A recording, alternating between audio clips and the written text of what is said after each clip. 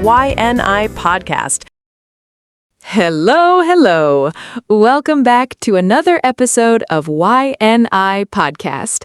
I am your host, Sarah. And I am Walter. Hi, everyone. It is so good to be here with you again. How are you doing today? I am doing great, Walter. I hope our listeners are having a wonderful day, too. Before we start our main topic, I want to give you a small tip. Please, do not try to translate every single word in your head. Just listen. Let the English flow into your ears. That is very good advice, Sarah. Many students feel stressed when they hear a word they do not know. But remember, understanding the general idea is more important than knowing every detail. If you listen to simple English every day, your listening skills will improve naturally. It's like exercise for your brain. Exactly. So relax, grab a cup of coffee or tea, make yourself comfortable. Today, we have a very fun and light topic. We are going to talk about funny experiences in daily life. Oh, I love this topic. Everyone has funny stories, right? Sometimes life is just too silly. Yes, we all make mistakes. We all have embarrassing moments, but usually, if we laugh at them, they become good stories. So, Walter, do you have a funny story for us today? Let me think. Actually, yes. I have a story about technology. Sending messages on WhatsApp or other apps. Oh no, I can already guess what happened. Did you send a message to the wrong person? Yes, you guessed it. It was last week. I was talking to my best friend, Mike. We were making plans for the weekend. I wanted to send him a funny meme, a funny picture with text. Okay, so far so good. But I did not look carefully at the contact name. I thought I selected Mike, but actually I selected my boss, Mr. Johnson. No way! Your boss? The serious one? Yes, the very serious one. The meme was a picture of a cat sleeping on a keyboard. The text said, "I'm too tired to work. I just want to sleep forever." Oh my goodness, that is terrible. What did you do? I saw the message sent, my heart stopped. I froze. I stared at my phone for 10 seconds. Then I quickly typed, "Sorry, wrong chat." But it was too late. He had already seen it. That's embarrassing. Did he reply? He replied after 1 minute. He wrote, "I hope you are not sleeping right now, Walter. We have a meeting at 2 p.m. Did he joke with you, or was he angry? I think he was a little amused, but I was so nervous during the meeting. I couldn't look him in the eye. Every time he looked at me, I thought he was thinking about the sleeping cat. That's a classic mistake. We call that a facepalm moment. Yes, definitely a facepalm. Facepalm is when you put your hand on your face because you are embarrassed or frustrated.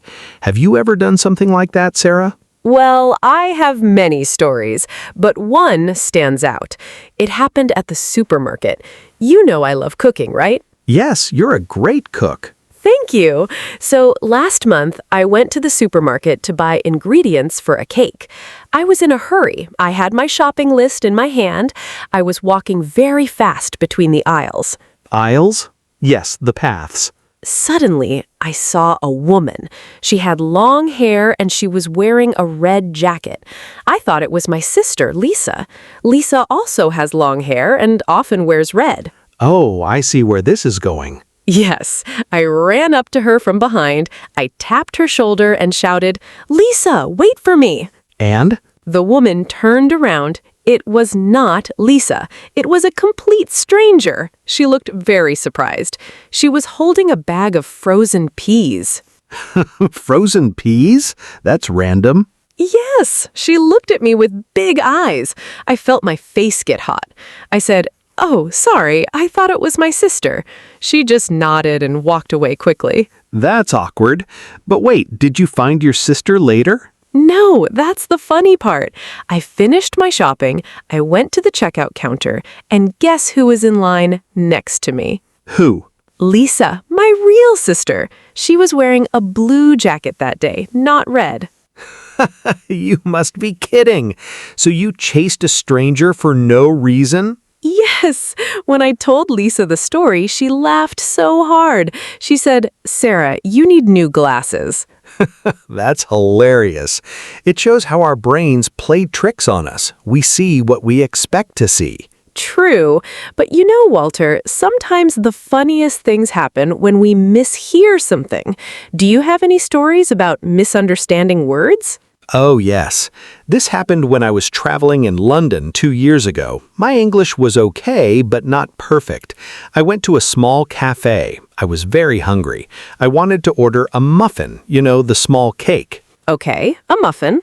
The waiter asked, "What would you like?" I said, "I would like a muffin, please." But I think my pronunciation was bad. I said it too fast. What did he hear? He looked confused. He asked, "A what?" I repeated, "Muffin." He still looked confused. Then he leaned closer and said, "Sir, we do not serve that here. This is a family cafe." No way! What did he think you said? I don't know exactly. Maybe he thought I said something rude or some strange food. I was so confused. I just pointed at the picture of the muffin on the menu.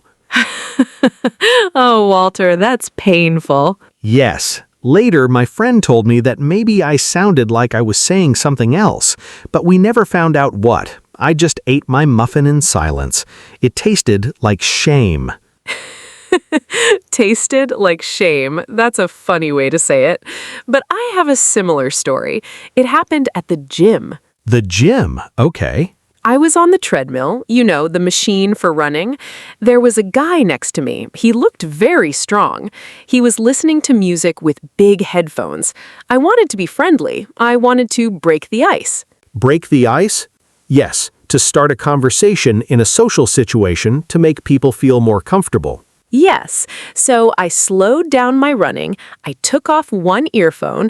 I said to him, "Hi, do you come here often?" A classic question. Yes, but he didn't hear me. He kept running. I spoke louder. "Hey, do you come here often?" It was not quiet, but it was not loud either. Suddenly, he stopped. He took off his headphones. He looked at me. He said, "No, I live here." What? He thought you asked if he lived there? Yes, because I shouted "here often." It sounded like "live here."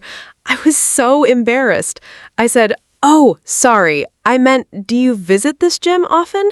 He laughed and said, "No, I just sleep in the locker room." He was joking with you. See? You broke the ice, even if it was awkward. Yes, he was nice, but my face was red for an hour. I couldn't stop laughing at myself later. That is the key, Sarah. If you can laugh at yourself, life is easier. People like people who can laugh at their mistakes. It makes you relatable. Relatable? Yes, when you share a funny mistake, others think, "Oh, I do that too." It connects us. I agree. Speaking of connecting, let's talk about public transport. Buses and trains are full of funny moments. Walter, do you take the bus often? Yes, I take the bus to work. One day I was very tired. It was early in the morning. I sat down and closed my eyes for just a second, just to rest my eyes. Just a second? That's what I thought. But I fell asleep, deep sleep. I started snoring.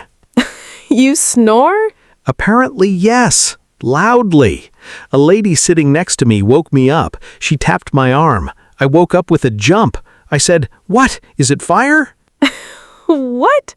Is it fire? Why did you say that? I was dreaming. In my dream, there was a fire alarm, so I was confused. The lady said, "No fire, but you were singing." Singing? Were you singing a song? She said I was humming a tune. I don't even know what song it was. Everyone on the bus was looking at me. Some people were smiling. One child was clapping.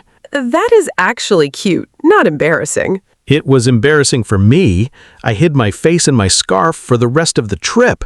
But Sarah, I think my most embarrassing moment was about forgetting something. Oh, we all forget things. Keys, phones, wallets. Yes, but one day I forgot my pants.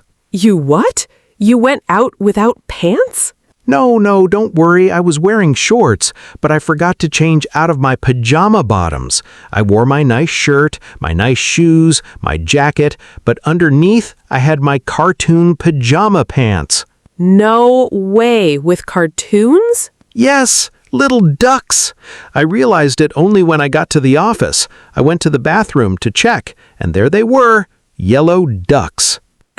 Oh my God, Walter. What did you do? Did you go home?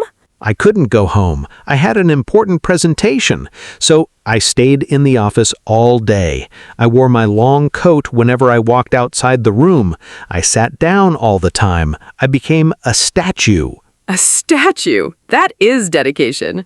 It was stressful, but my colleague Jane found out. She saw the ducks when I stood up to get water. She didn't tell anyone. She just gave me a high five and whispered, "Nice ducks." Jane is a good friend. She kept your secret. Yes, but I learned a lesson. Always check your clothes in the mirror before leaving the house. Good lesson. I have a similar story about forgetting. One day, I went to the library. I love libraries. They are quiet and peaceful. Yes, very peaceful. I borrowed 3 books. I put them in my bag. I walked out. I felt happy. I walked for 10 minutes. Then I wanted to read the first book. I opened my bag. And? My bag was empty. Empty? Did you leave the books on the table? No. I realized I left my bag on the library desk. I ran back to the library. I was out of breath. I went to the front desk. The librarian was holding my bag. Did she keep it safe? Yes, but she said, "Miss, you forgot your bag, and you also forgot your shoes." Wait, your shoes? Yes, I was wearing slippers, the soft indoor shoes. I forgot to change into my sneakers. I walked through the city in slippers. Sarah, how did nobody notice? People noticed. They looked at my feet. I thought they were looking at my nice dress, but they were looking at my fluffy pink slippers. Fluffy pink slippers in the street? That's a fashion statement. It was not a statement. It was a mistake. But the librarian was very kind. She smiled and said, "At least you remembered your books." That is a positive way to look at it. You focused on the books, not the feet. Exactly. So, listeners, do you see? We all have these moments. It's normal. Yes, and usually these stories make great conversations. If you meet someone new, you can share a funny mistake. It helps to break the ice. True. Instead of talking about the weather, you can say, "Yesterday, I wore my slippers to the bank." That will definitely start a conversation. People will ask, why? And then you tell the story. So, let's summarize some useful expressions we use today. First, no way. We use this when we are surprised. Second, you must be kidding. We use this when we cannot believe something is true. Third, that's embarrassing. We use this when we feel shy or ashamed about a mistake. And fourth, I couldn't stop laughing. This means something was very funny. Also, remember the idiom break the ice. It means to start a conversation to make people feel comfortable. And face palm. It's an action, but we use it as a noun too. It describes a moment of extreme embarrassment or stupidity. These are very common in daily conversations. Try to use them when you speak with your friends. Before we finish, I want to ask you, Sarah, what is the lesson from all these stories? The lesson is don't take life too seriously. Mistakes happen, embarrassing moments happen, but if you laugh, they become memories, and memories are precious. Beautifully said.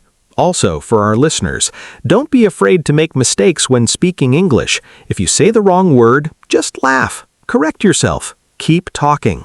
Yes, perfection is not the goal. Communication is the goal, and sometimes communication is funny. Exactly. So practice your listening, practice your speaking, and enjoy the journey. We hope you enjoyed this episode of Why and I podcast. We had so much fun recording it. We did. Thank you for listening. Please share this episode with your friends who are learning English. Maybe they have funny stories too. Yes, share the laughter. And don't forget to subscribe to our channel so you don't miss the next episode. Next week, we will talk about travel tips for beginners. It will be very useful. I can't wait. So keep practicing, keep listening, and keep smiling. See you next time, everyone. Bye-bye.